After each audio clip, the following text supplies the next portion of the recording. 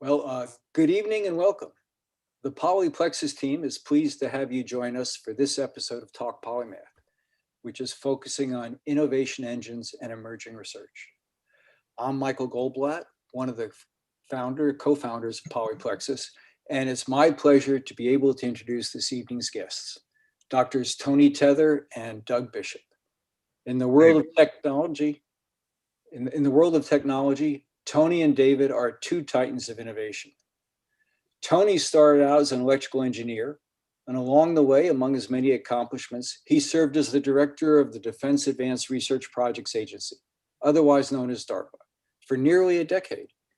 It was a position that provided him with an unparalleled vantage point from which to both observe and shape the technologies that will influence our future for generations to come. 21 years ago, I heard Dr. Tether give a speech in which he said there are jobs after DARPA. He just wasn't sure they were as much fun. On the other hand, Doug sought his scientific training in physics and spent over 3 decades working in, managing, and having fun at the other innovative powerhouse, Bell Labs. After Bell Labs, Doug transitioned into a second career at Boston University as a professor of physics, electrical and computer engineering, material science and engineering, mechanical engineering, and biomedical engineering, all of which reinforce the old saying, there's nothing a physicist can't do.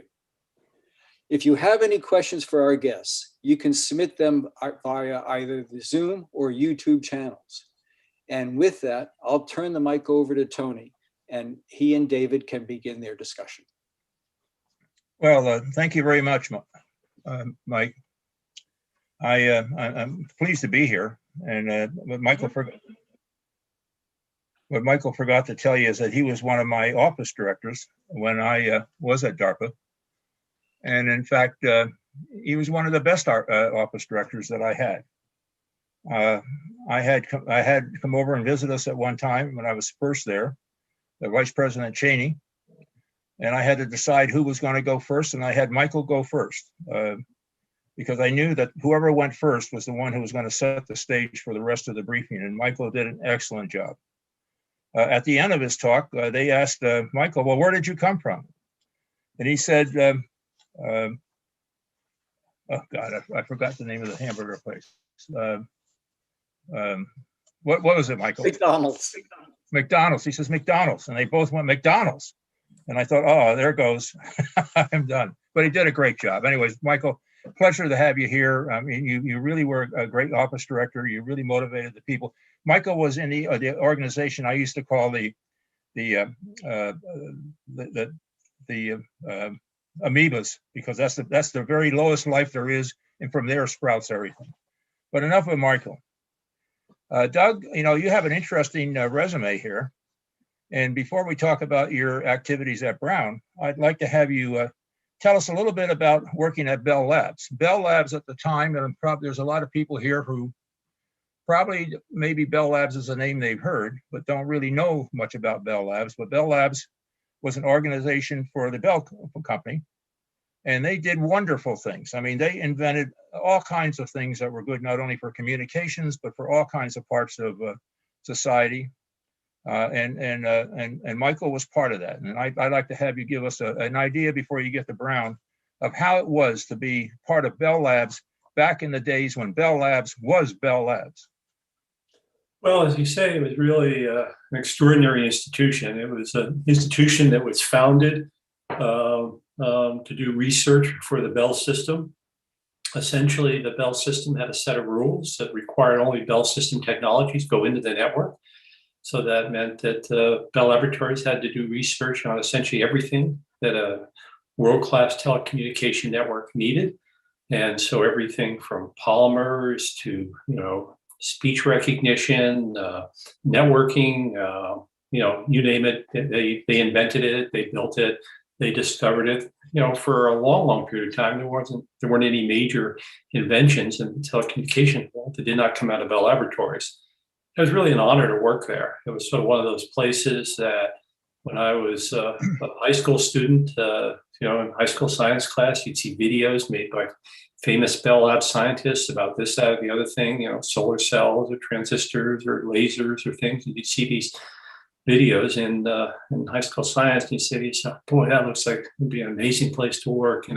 Smart people doing really cool things. Boy, what an honor it would be. And then, I went to Cornell. I got my PhD at Cornell, an undergraduate Syracuse, went to Cornell. Then after I graduated from Cornell, I went to Bell Labs to interview. And I remember a couple things.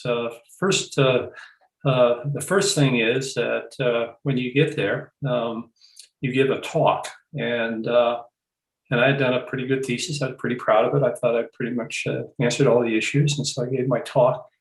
And the folks there in the audience, Bell Labs scientists, just really tore into me.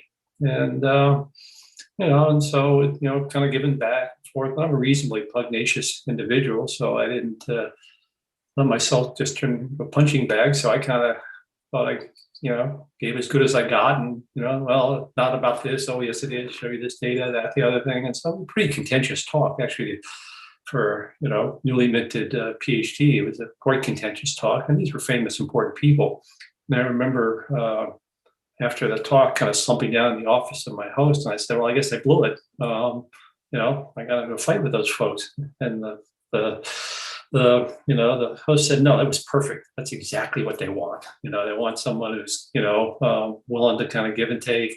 It's all respectful, but it's aggressively. It's just aggressive scientists trying to get to the bottom of things, trying to get to the truth." It was always like that. So when you have a new result, the toughest audience you ever gave a talk to would be your Bell Labs colleagues. And if you had given a talk there, and answered the questions, and didn't kind of find out any mistakes you'd made or find any kind of gotcha questions you hadn't thought about, then you were going to be all set, because you were never going to be treated as aggressively as you would back at your home institution. So that was sort of one thing that was great about Bell Laboratories, really just world-class people who just, thought it was their professional responsibility to really try to get to the truth of things. The other thing that always struck me, I remember this to this day, they had two sorts of dining rooms. They had kind of a normal cafeteria. You kind of go and pick up your food, put on a tray, and go sit at some tables. It's like a normal cafeteria. They also had something called a service dining room, which is more of a sit-down restaurant. So you can sit down, and the service dining room was a very fancy place, and tablecloths and linen napkins and in sterling silver and china and crystal. And I was just a PhD, graduate student at Cornell. I'm sitting down in this kind of service dining room, and it's the fanciest restaurant I'd ever been in. Some of the finest food I'd ever eaten. And I'm thinking to myself, boy, they treat scientists like rock stars around here. Boy, this is going to be a place for me. This is great. So it really was a wonderful place. They had lots of funding, lots of support. You were encouraged to do groundbreaking research. They really weren't interested in following perturbation theory. Last year I did this year I'm going to do that plus a little more. They were really, every time you had some new idea about some crazy field you wanted to go in, you would talk to your boss and say, well, I've been working on this for a while, but I think I've kind of mined that particular vein of gold. Thinking about maybe going and sort of doing some research in this area. And the answer was always, wonderful, go do it. What do you need? What do you need from us? Money, support, time? I said, no, mostly all I need from you is a little patience.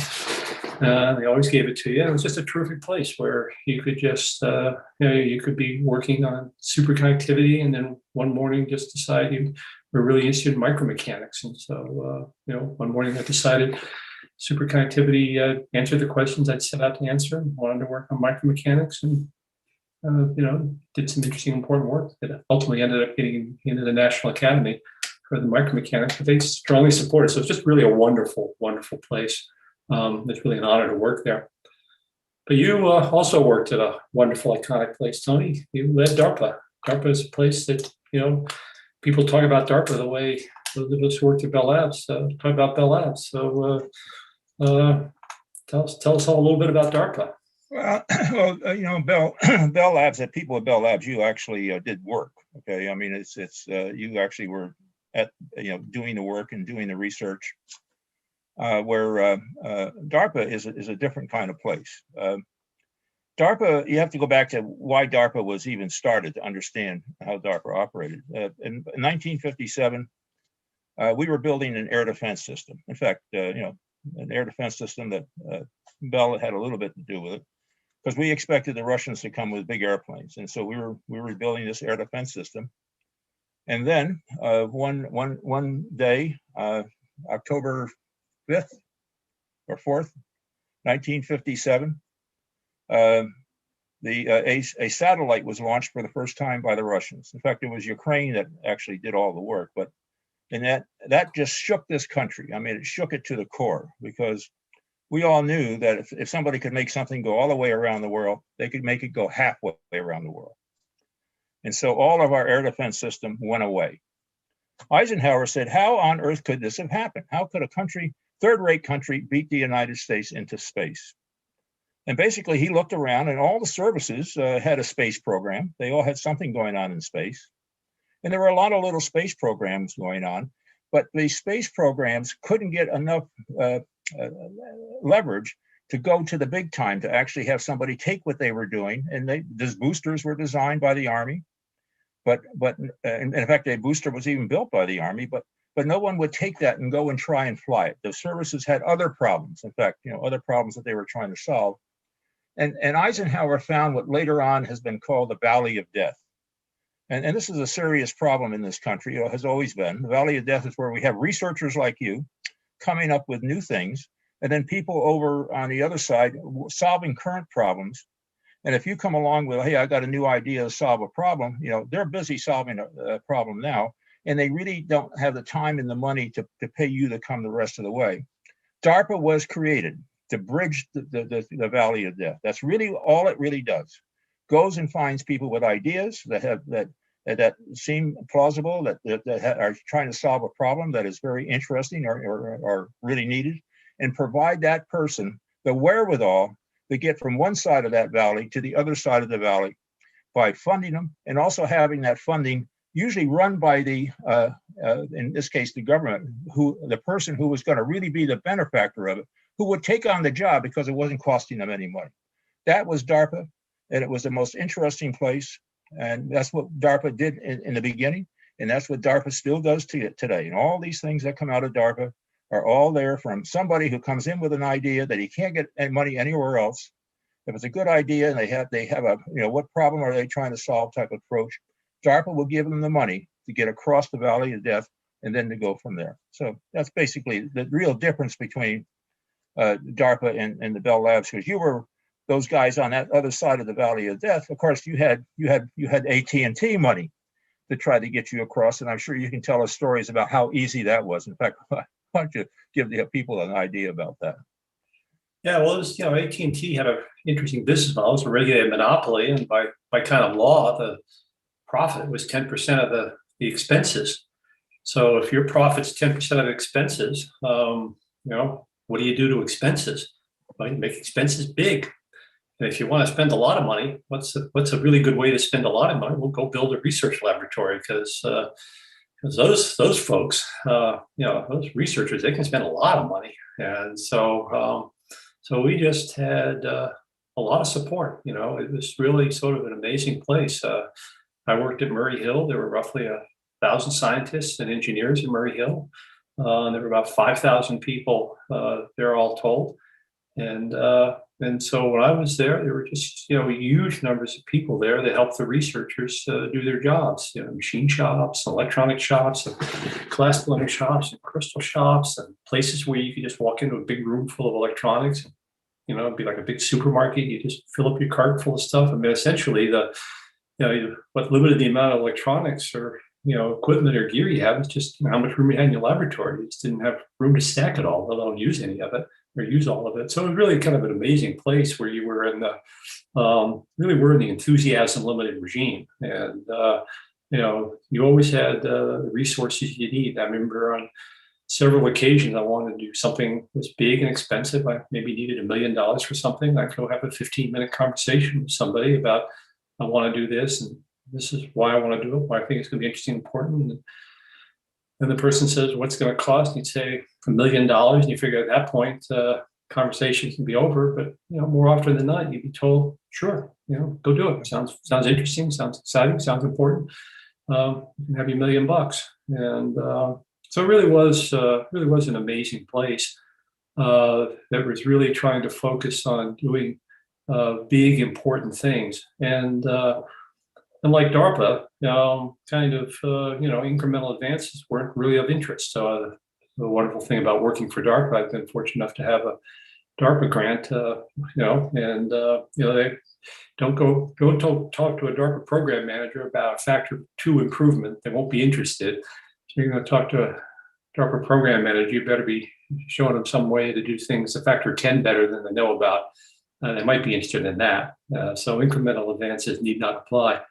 And that was really the same message at Bell Laboratories. It says incremental advances are going to happen whether you do anything or not. But if you're going to work on something, you're going to be fortunate enough to be in a place with terrifically smart colleagues, plenty of resources, expectation of doing nothing but world-class research. You better be doing something interesting, important, and you better not be doing things that are merely incremental improvements. Because, like I said, those things are going to happen on their own. We wanted to do important things, so it had much the same ethos. You're lucky enough to be here, do something important. Yeah, it did, and unfortunately, what it seemed to not have is like a DARPA organization whose job was to take all those new things and get them over into the use, into not Westinghouse, but the organization that would be the ones that built things, and the transition that, like, you guys invented transistors, right?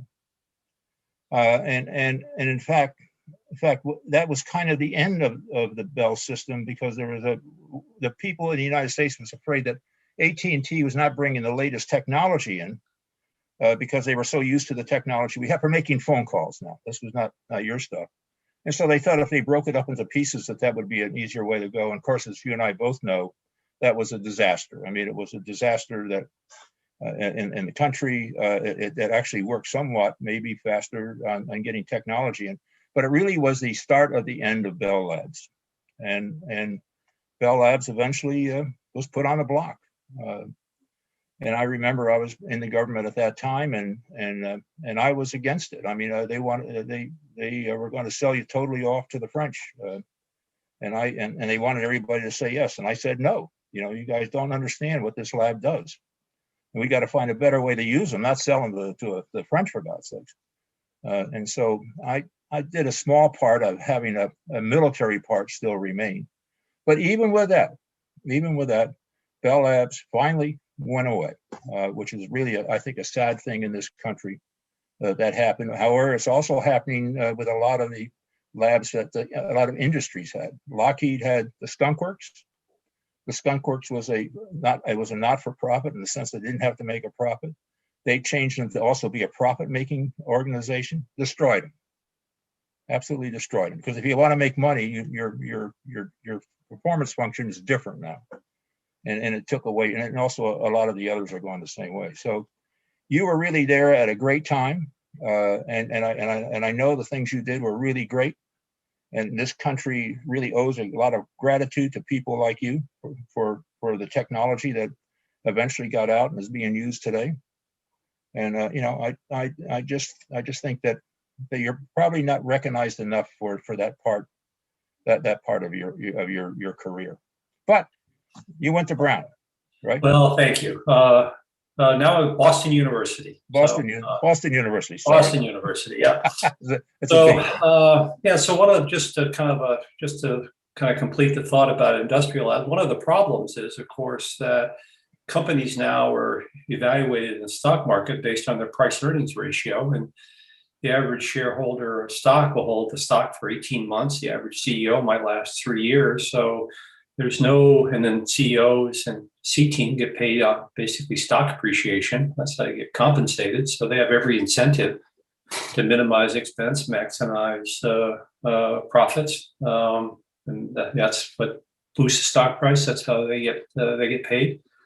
And so essentially there's no constituency in modern large industrial conglomerates for long-term basic research kind that might not pay off for 10 or 15 years. There's just nobody there who is even going to be around when that pays off. So you have the expense today, and it's a little bit like the joke about the worst thing a football manager can do is draft a quarterback.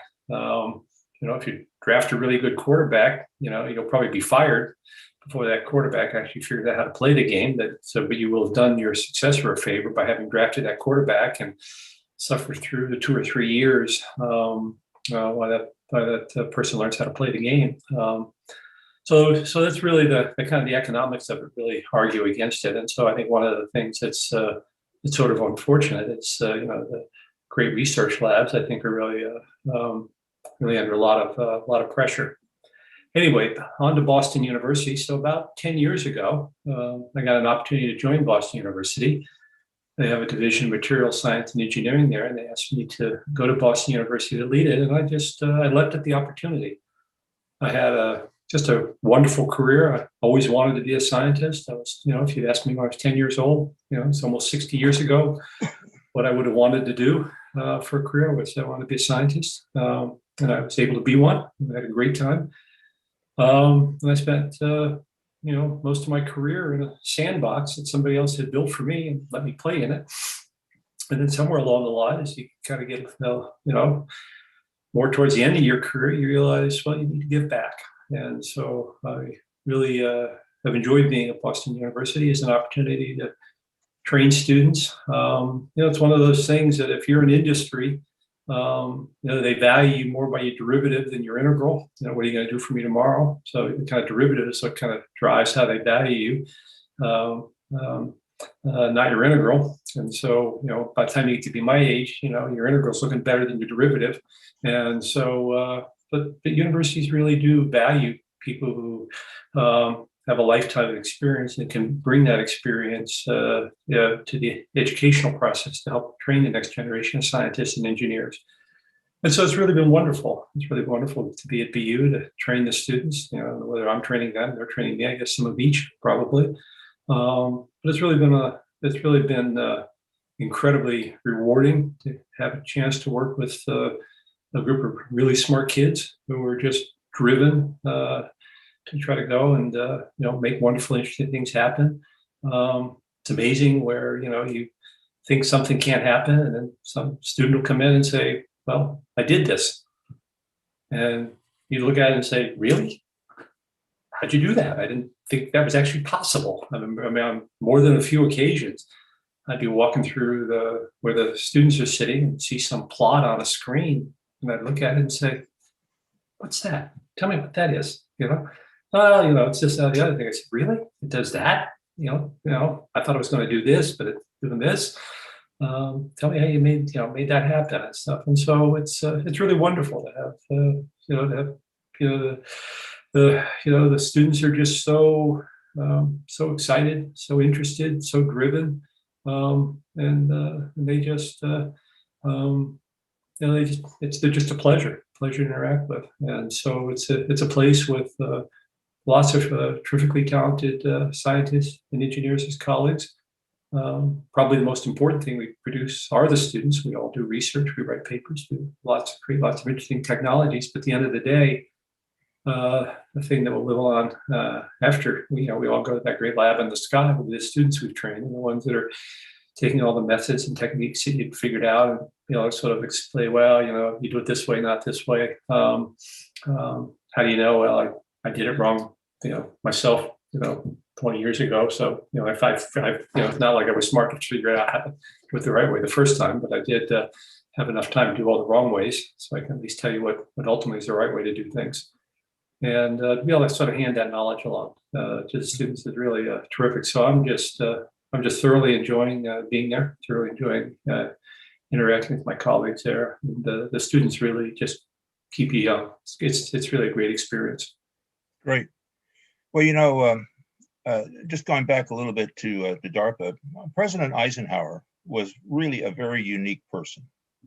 So when he saw this happen, for him to realize that the problem wasn't that and no one was working on going to space in the United States. The problem was that nobody was was pushing that over to the other side of the gap, to have people consider going to space as a solution. That everybody was, again, focused on an air defense system. So somebody coming in with will send a missile to the other side of the world was not really accepted. In fact, was looked at as a threat. I don't know if anybody consciously thought that way, but I'm sure that was going on. So at Brown, and in universities in general, but Brown in particular, how do you all jump that gap between what you develop in a university, a lot of which is papers and patents? I know the universities like to have patents so they can charge people money to get a license on them. But how do you help your people jump the gap from the gap from research to actually having somebody take it and have the real world use it and understand that it's going? How do you do that at Brown? Well, at BU, Boston University. I'm sorry. I'm sorry. I'll get it. There are a couple different things. We have industrial partners, and we work with industrial partners to kind of get the technology there. But one of the things that I've been fortunate enough is to have 3 students that have started companies. So that's a very good way to get the technology out the door. The students that have worked on it know the technology, know the opportunities, and they come and they say, "I'd like to create a startup to commercialize it." And then, what do you think? And my answer is, wonderful idea. How can I help? So they'll take the technology and they'll go and create a small company, and it's a pretty daunting business, but they're driven to try to get the technology out the door. So that's one thing that happens a lot. Our small companies that our students and postdocs spin out and try to make the technology work.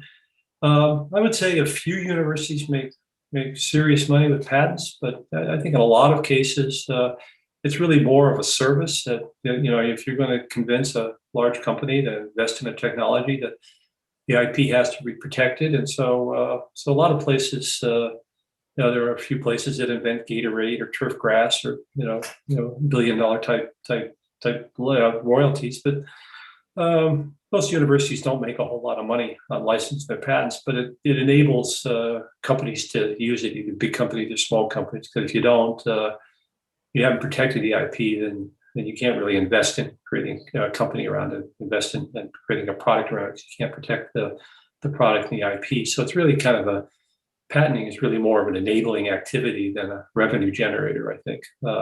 And so maybe once in a while you get some, you get a big hitter and pay some licensing revenues, but mostly it's just, if your research is going to have an impact, it has to be patented. So you have a startup and protect the IP for the startup, or work with a big company, and they, before they would invest in taking something to the marketplace, they want to make sure that the IP was protected, so that their investment is protected. So it's really sort of something you do that enables commercialization. But it really is. But I think it's something in which it's always a bit of a struggle. I mean, one of the things that happened in the Bell system, which was sort of interesting, is quite often, if you were in the research laboratory and you had invented something, and then you thought that it was really time to turn it into a commercial product, very often they sent you, the researcher, over to the business unit to work, be a member of the product team. And so that happened. So probably the most important technology I developed at Bell Laboratories was large MEMS-based optical switches. And so we were able to build 1,000-port cross connects. Nobody else had been able to build such a thing, but we had figured out how to do it. And so they basically said, "You invented it. You think it's a commercial product. You know more about this than anybody on the planet. We're going to send you over to the business unit, and you're going to be a member of the business unit to commercialize this product." And they said, "Yeah, hard to argue with that. Yeah, you're right. I know how this works." And so I went over with the technology, built a team, and we built industry's first MEMS-based large optical switches. And it was really quite an interesting experience to go from being a more or less academic researcher to being in the business unit, because you really just kind of saw the world from a very different perspective. But it really did make sense to send people like me over to the business unit to get the technology out the door, because you can't just send papers over a wall, expect somebody to read them and figure out what the issues are. You have to kind of be there, working with them all day, every day, and help sort the problems out. And there are lots of things. You try to build these big systems, and there'd be lots of things that you hadn't thought about. Problems would crop up, and you'd sit there and say, well, maybe we can do it this way, and we do it that way, and eventually found the answer. And so that was a method that worked pretty well for the Bell system, was to send the research over them, and then after the thing became a product, they'd kind of bring you back, and you'd be a lot smarter, better researcher. In fact, usually, if you were going to become a senior manager in the research organization, you had to have such an experience. They didn't want managers whose whole careers were spent only writing papers. Actually, thought there was real value in having spent some time in a business unit, dealing with real world problems. It tended to make the solutions you came up with as a researcher, better, more reasonable, more appropriate. You kind of understood the challenges of the folks that would manufacture the solution. So that was a good and interesting set of experiences. Yeah, it was. In fact, and just for the people, give them an idea of what the MEMS approach to switches. I mean, I know it would make things a lot smaller, or we could go to 7 numbers. We have a nationwide, and all of that really, I believe, came from the ability to have a switch that was able to handle that type of traffic and do it at a large scale. So I think that's what you were pushing. That was a problem you were solving, I think. It was a problem we were solving. So in the early days, when you had a nationwide network, the transmission was taking place of electrons over wires, and the switching was taking place with transistors. And so both the transmission piece and the switching piece, packets come in from one place and have to walk to another place. So there's a transmission piece carrying the packets from one state to another, the switching piece deciding, which everything goes. In the early days of telecommunications network, both of those functions were done in electronics by moving electrons around, electrons over the wires or and the switching was done electronically. For a while there, the transmission piece was done with microwaves over parts of it. But ultimately, the thing that really revolutionized the world was to go to optical fibers that essentially have infinite capacity. So an optical fiber now has essentially an unlimited capacity. But that transmission piece is all optical. So you're encoding the information into photons, sending it over these glass strands, and that's how you did the transmission piece. And it's really interesting material science there. So, for example, in order for that to work, people had to figure out how to make glass, not 100 times better, 100 orders of magnitude more transparent. So there aren't many things in the world that human beings have ever improved by 100 orders of magnitude, but they improve the transparency of glass by 100 orders of magnitude. Yeah, but you also had to know how to feed that transmission line at a higher rate and how to accept it, and that kind of was where your technology really came into play, right? So the problem we were trying to solve was the transmission piece was optical. Now, how do we make the switching piece optical? So we wanted to have an all optical network where the transmission and switching. So basically what we did was develop something which is conceptually like a mirror. So imagine you're in a room and light comes in from one window and you want to send it out another window. You could take a mirror, light could shine on your mirror, comes in from one way, kind of goes out the other way. Yeah. And so we figured out a way to do the equivalent for the light that was coming out of optical fibers. So we were able to create the technology that completed the transition from electronic transmission, electronic switching to all optical transmission, all optical switching. And so the photons could come in, stay as photons, be switched in the photonic domain, and then send them on their way. And so that opens up huge improvements in terms of bandwidth, lowers power. It has lots and lots of advantages by being able to do things that way. And in fact, some of the technologies now, being developed and being used in other applications, like in the big data centers. And so it's well, good. And now that's great. In fact, I wanted to make sure that people listening in fully appreciated what you did there, because when you pick up your phone and go to make a call, his technology is the thing that is making that all possible, or made it all possible. And as time went on, it was more and more. I don't know that it's all that. We'll just hey, listen, we're on this show. We can say anything we want. 25,000. I'm going to give you you get full credit for it. So take it. Okay, just take it. I'm not sure I'm responsible for all the telephone calls. Okay, well, okay. But let's go to some of the things you're now doing. Like, my goodness, how traveling up faster than the speed of light. Superluminal travel. I mean, so tell us a little bit about that. That's got to be on the order that we're talking about here. Okay. Well, that's something I'm thinking about now, and so there's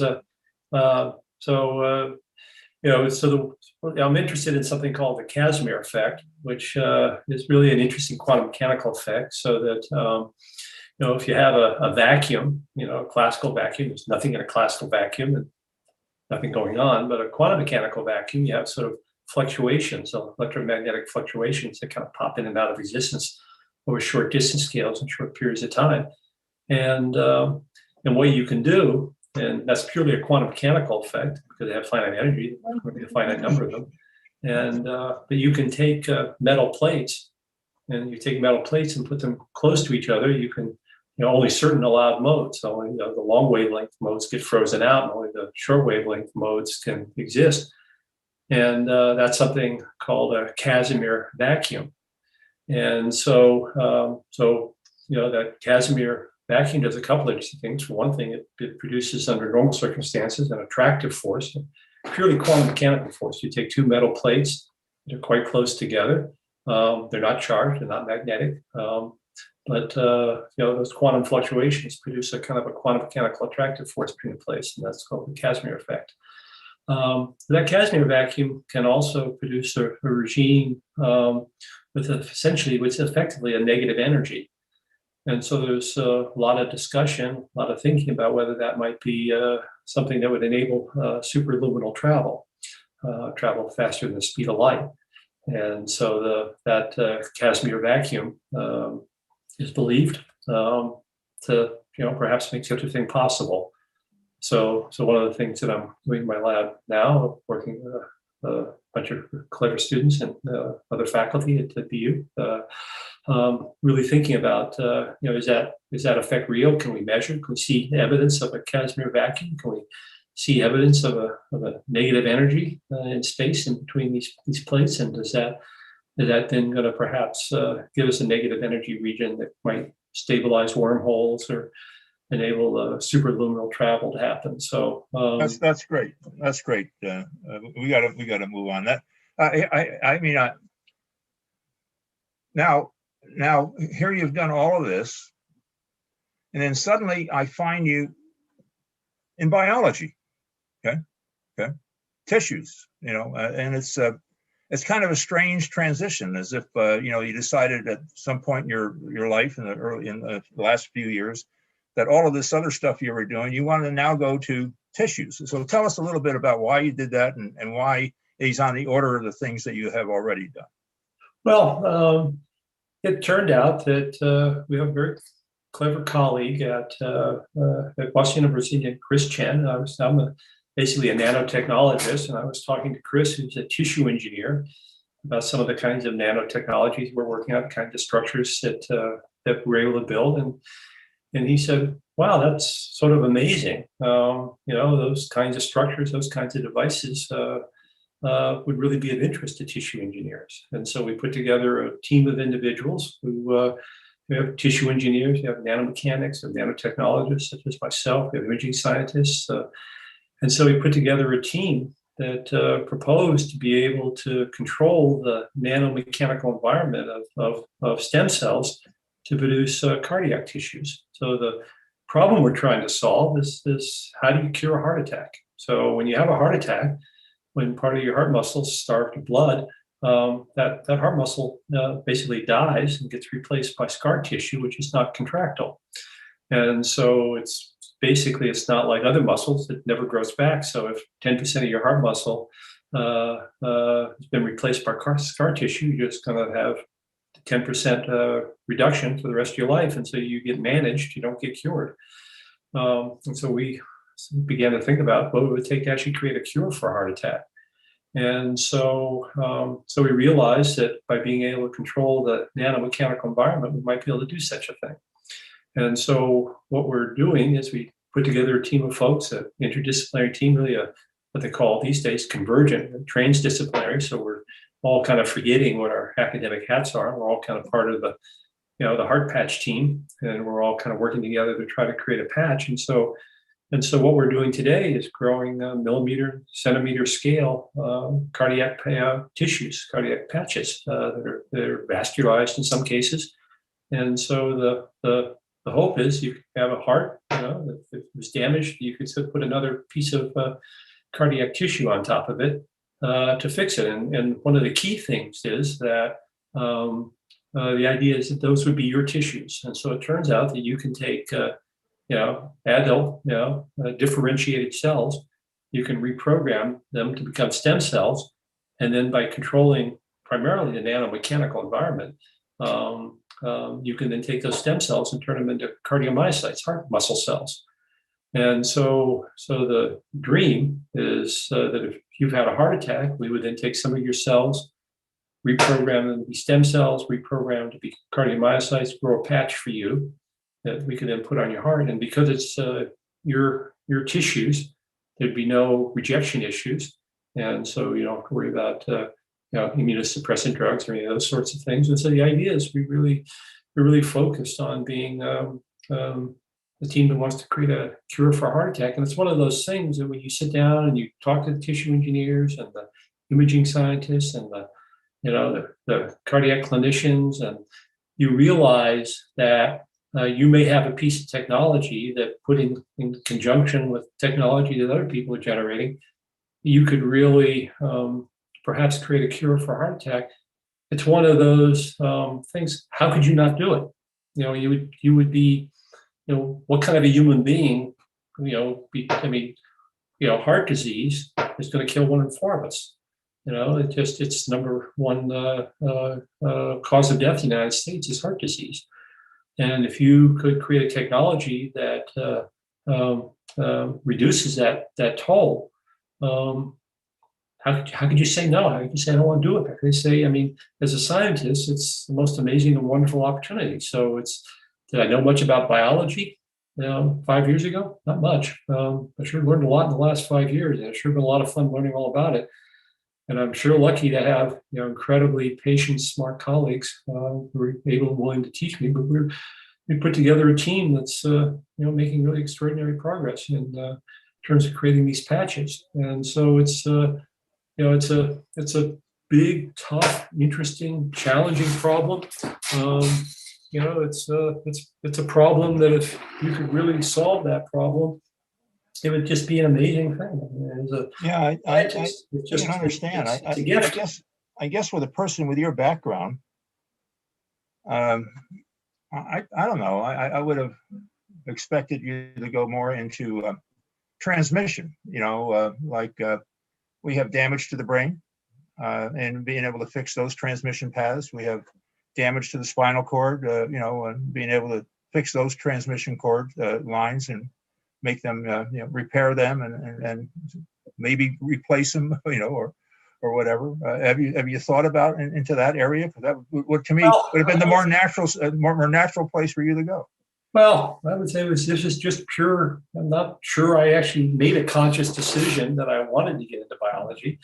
No, I know, but when you get into biology, I would have thought that you would gone more towards what you kind of knew in the past. I got into something where I had an opportunity to get into something that was technology that the biologists appeared to be interested in, and so it was just driven by more serendipity and opportunity. And it's one of those things that when you realize that that some of the nanotechnologies you've been developing could solve this particular problem.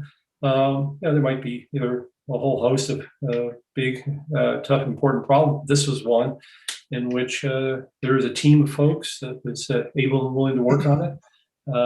They wanted me to be a member of that team.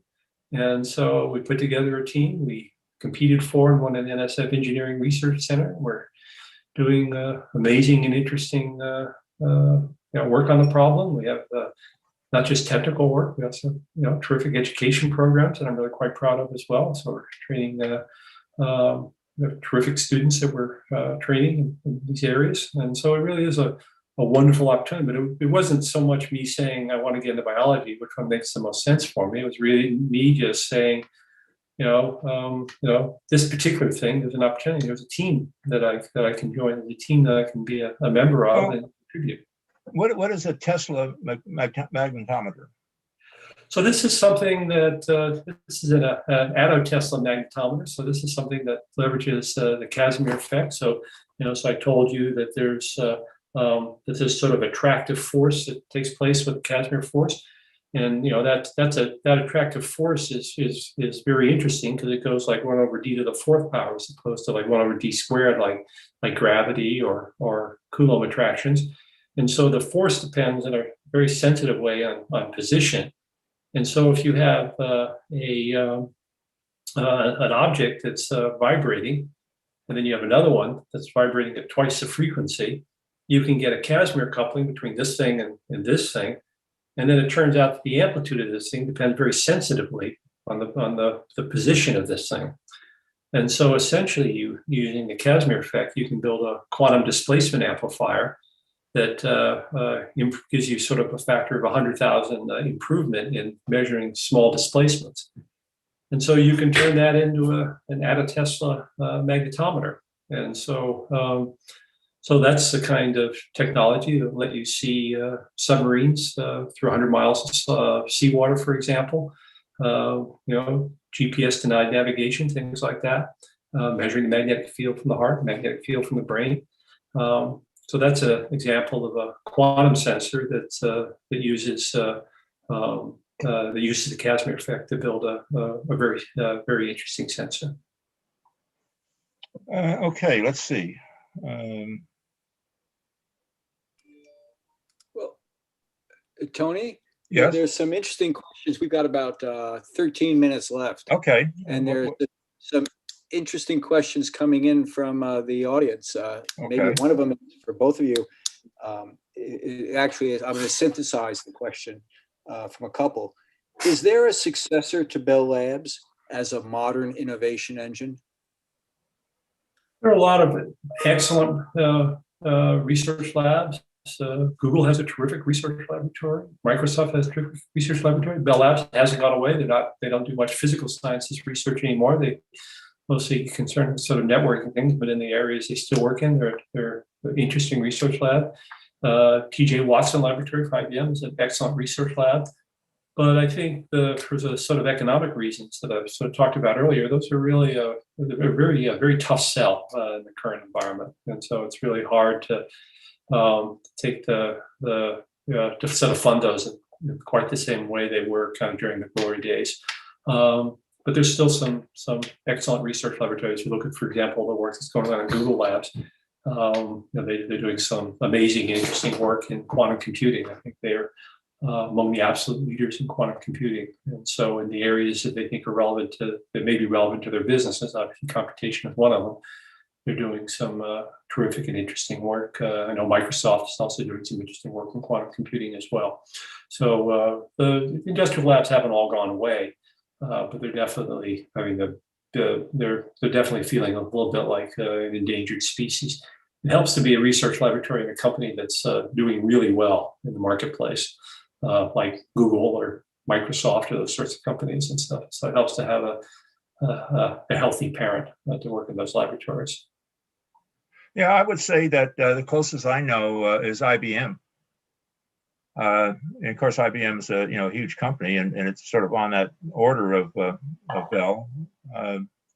And one of the things I know IBM is doing, in fact, Michael, I think it was you're the one that probably kicked it off, was to develop a memory the size of the brain. I mean, and also with the number of bits that the brain has, and once if you could do that, and you could find some way to store information in it and retrieve information, you effectively are on your way to really creating a fantastic source of ability to solve problems on the fly that is very small. So I say IBM probably is the only one I know that is on the order of what Bell Labs was like.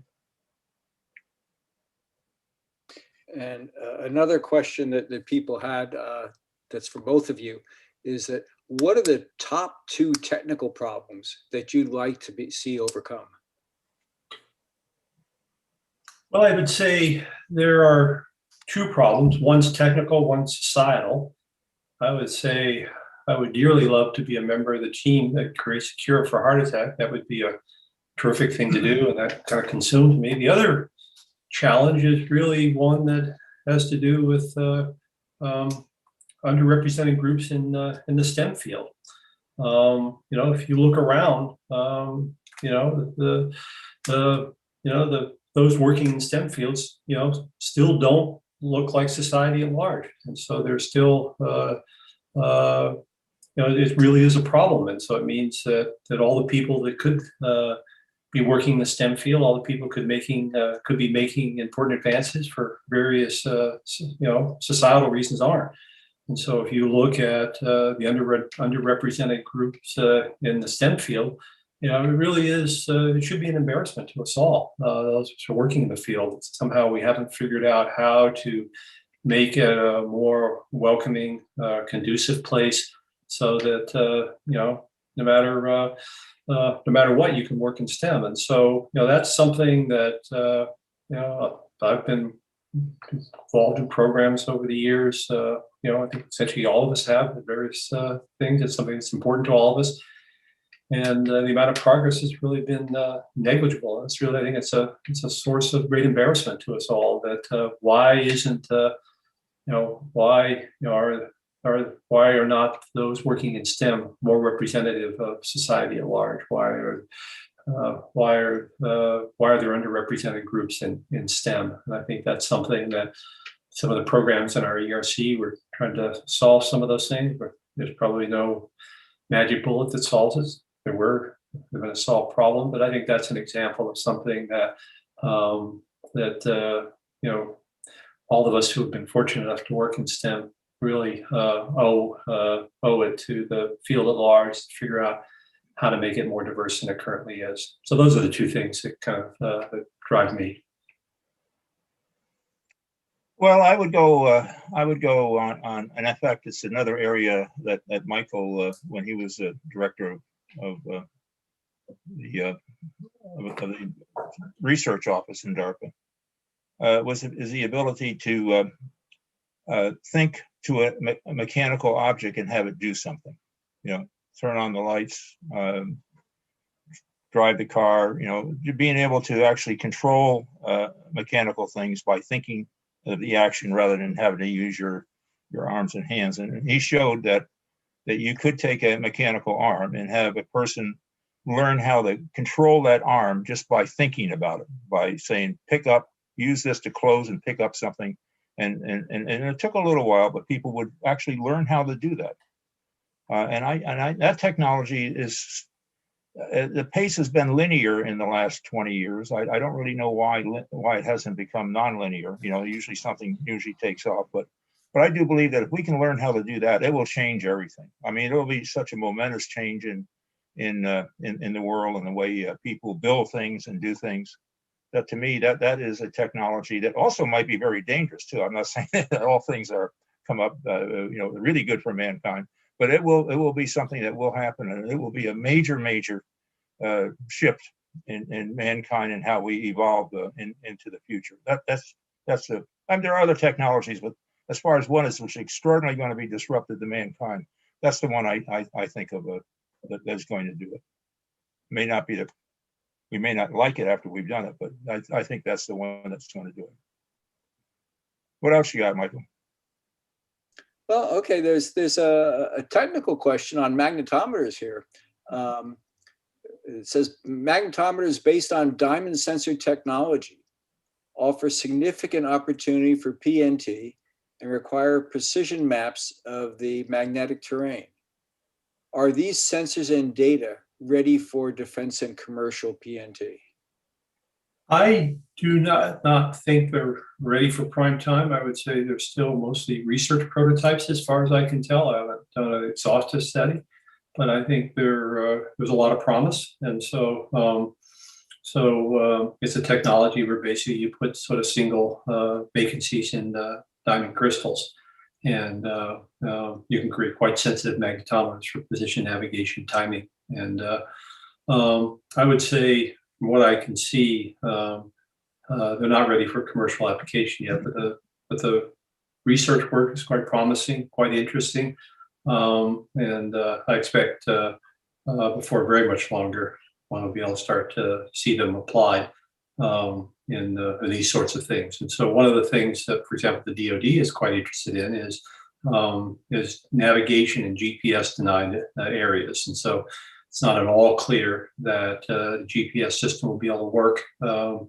in combat zones of the future. And so how does one do navigation? How does one have precision weapons in a GPS denied area? And one of the possibilities is to have sensitive magnetometers and use that as a way to measure your position. And so there's a lot of thinking about using magnetometers for that. Also, there's some of the other applications I talked about, using these things for measuring magnetic field of the heart, magnetic field of the brain.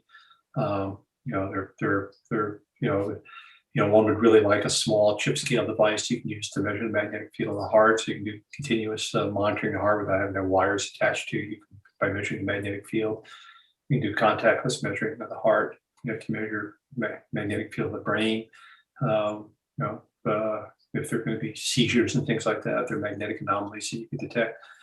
And so I think there's a lot of promise for ultra-sensitive magnetometers. The one I'm talking about, stuff I'm working on, is based on the Casimir Effect, but there's this other work on these vacancies in diamond that's also quite interesting and promising. Okay, and there's, if I can synthesize a bunch of questions again. This one's a little bit tougher, I think. How do we best fund disruptive technologies, given that it's hard to identify the successors to a Bell Labs or even to a DARPA that have broad appeal across many non-commercial areas at the moment? So the question that I'm trying to synthesize here is that in your ideal world, how would you like to see the possibility and potential of disruptive technologies being developed in the future? What's the funding mechanism? What's the nurturing mechanism? And how do they get through that valley of death? Well, Michael, you can guess what my answer is. The DARPA model, the ARPA model, has been going on for many years, and it has the best thing about the ARPA model is that no one is there long enough to basically get content in funding something. People are there 3 years, which means that and nothing is ever finished in 3 years. So somebody new comes in. So there's always a yin yang of people coming in, and people who are doing the research are constantly being pushed. As you know, we had a set of questions that everybody had to ask. What is the problem you're trying to solve? What difference will it make? Long before you get into the technical details, as being one of the things that people had to stop and think about. What am I doing? What difference will this really make? And I think that is the way you end up selecting technology that, if it can be done, and sometimes it can't be done, but at least if it can be done, it's going to solve a problem that is really a revolutionary problem, and you keep doing that until finally something works. I really do think that's the technique that you get away from feel-good meetings and all of that on solving and on allocating money. And I believe that is a good approach. And as you know, you lived it, I lived it, and we saw the outcome of doing that. David, I don't know what. Well, I guess I'll give you the least surprising answer in the world. The university professors, you should give more money to universities. You get more money at the university faculty. That's probably going to be a headline in the paper tomorrow. University professor says, we need more money. Yeah, I know. But you see, it's sort of the output. What can I say? Output. It's a self-serving answer, but I think it's the right one. No, it's good to give more money, but it's the output. How do you give money to a university and have a university get output oriented, as opposed to paper oriented, or sort of change the calculus for reward. Okay. Well, I think the faculty researchers, certainly the ones I interact with, are trying to create things that have an impact. We want to do more than just write papers.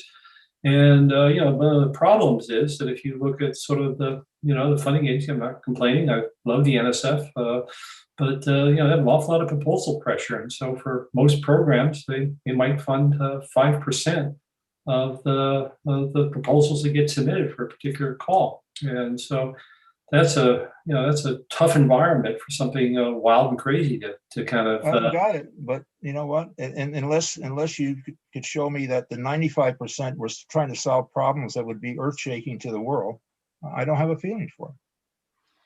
Well, I think that one of the things that when the funding rate gets so small, I think that the funding decisions can get to be pretty conservative, and so.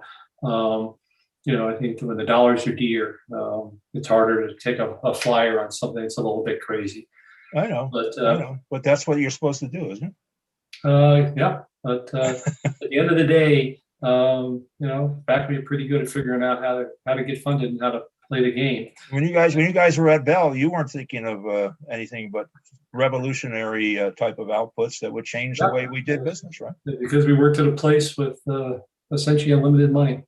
That's not the. Well, they still allocated the money to people and people who had an idea that was going to change the way and actually make more money for them by having costs go down. They're the ones that got funded. Anyway, I know. We give more money to people like me. I know. You were an exception. You were an exception. At any rate, but I think that I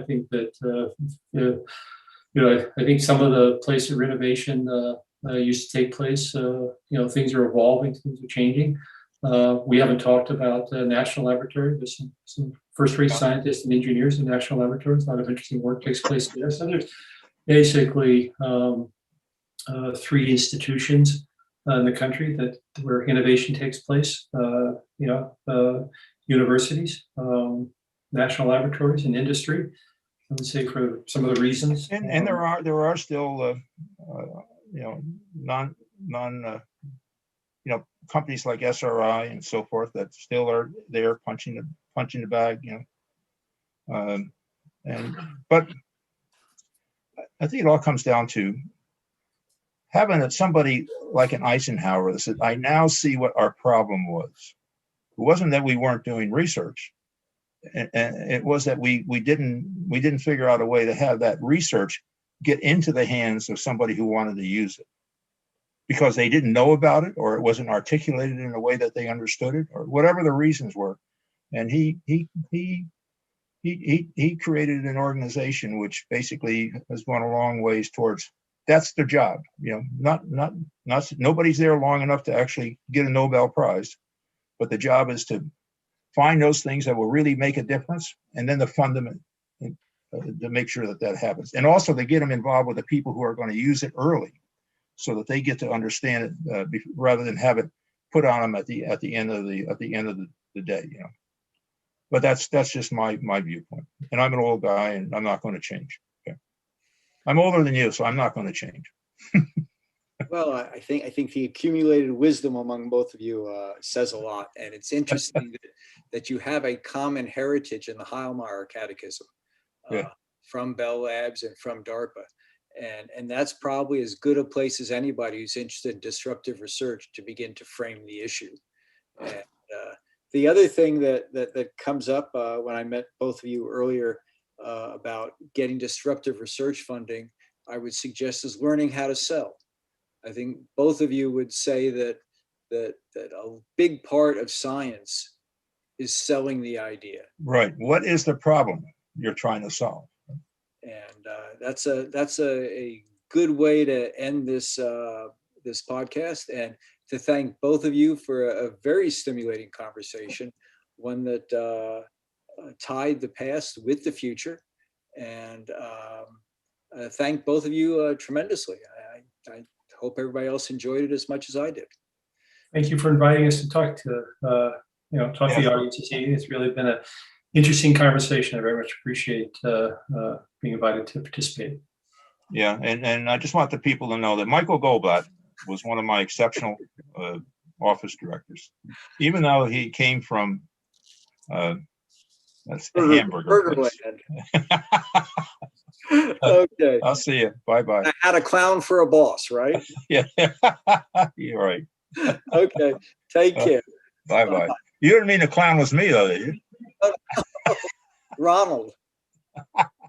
I know. All right. Bye-bye. Good night, gentlemen.